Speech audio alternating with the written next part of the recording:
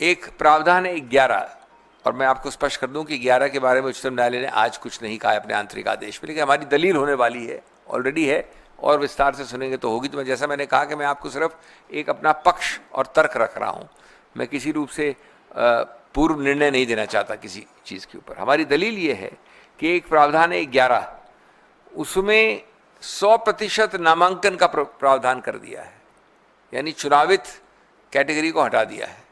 नामांकन कौन करेगा? प्रदेश सरकार।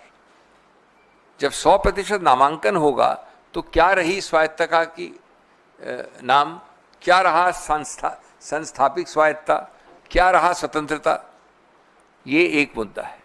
तीसरा मुद्दा जिस पे आज माननीय उच्चतम न्यायालय ने प्रतिबंध लगाया है और हम उसका पुरजोर तरीके से स्वागत करते हैं, वो हैं दो प्रावधान 9 और 14। 9 डील करता है एक केंद्र की काउंसिल से। उस काउंसिल में अभी तक याद रहे, अभी तक जो कानून चल रहा था 2013 का था, उससे पहले 1995 का था जिसको 13 ने संशोधित किया। उसके भी पहले और 13 तक के अभी भी जो कानून चल रहा है, क्योंकि ये तो सिर्फ एक अमेंडमेंट है, संशोधन है, कानून अभी भी 95 वाला है, हमेशा पूर्णतया 100% मुसलमान ही वक्फ पे रह सकते थे। और इसमें कोई ऐसी आश्चर्य की बात नहीं है।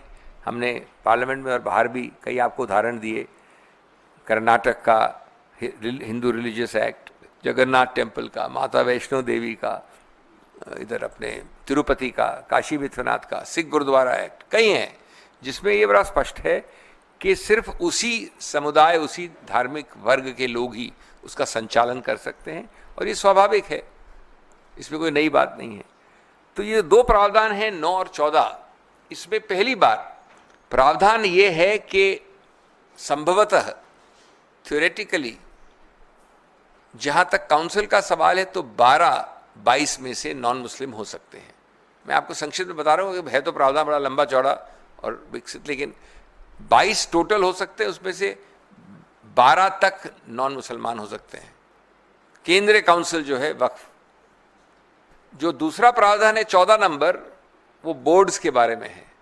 बोर्ड्स में 11 में से 7 नॉन मुसलमान हो सकते हैं। ये मुसलमानों की बात नहीं हो रही है, ये बात हो रही है कि अपनी संस्था को स्वायत्तता के साथ अपने समुदाय द्वारा, अपने धार्मिक वर्ग द्वारा चलाया जाए। और जो पिछले 70, ये पहला जो एक्ट है वक्फ का कानून, वो 1913 में आया था, फिर 23 में आया, फिर 95 में आया, फिर 13 में फिर संशोधित हुआ 2013 में, 1913 में, 100 वर्ष से ज़्यादा पहले। कभी ऐसा नहीं हुआ जो 9 और ये 14 वाले प्रावधान कहते हैं।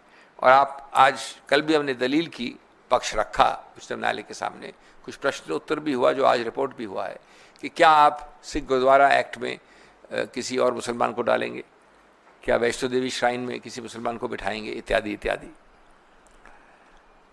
और बड़े अजीबोगरीब प्रावधान है। एक प्रावधान है कि अगर 100%, हम लोग 100% लोग हैं, अविश्वास मत करें इस आदमी के ऊपर जो हमारा अध्यक्ष है, बोर्ड का अध्यक्ष ये है, हम लोग सब 100% अविश्वास मत डाल दें इसके ऊपर, उसको हटा नहीं सकते जब तक कि सरकार नहीं हटाए उसे।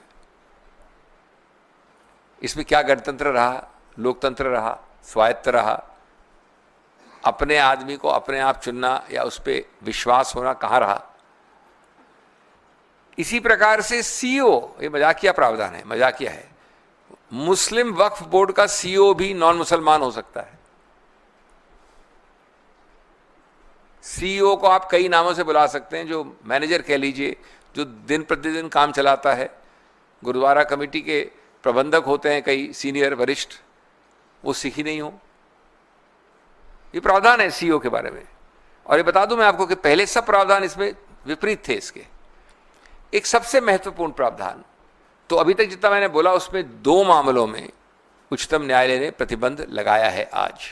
अभी तक जितना मैंने बोला उस पर बात कर रहा हूं, 9 पे और 14 पे, और कहा है कि 9 और 14 की जो आज की स्थिति है, अस्तित्व है, उसको आप अगली तारीख तक या आगे तक, जब तक की अनुमति नहीं आए कोर्ट की या बदलाव नहीं आए इस आंतरिक आदेश में, तब तक आप उनके अस्तित्व को नहीं बदल सकते। नियुक्तियां या रिक्त स्थान को भरना या अदला बदली करना नहीं कर सकते आप। तो इन 2 पे तो आज ही हो गया है। एक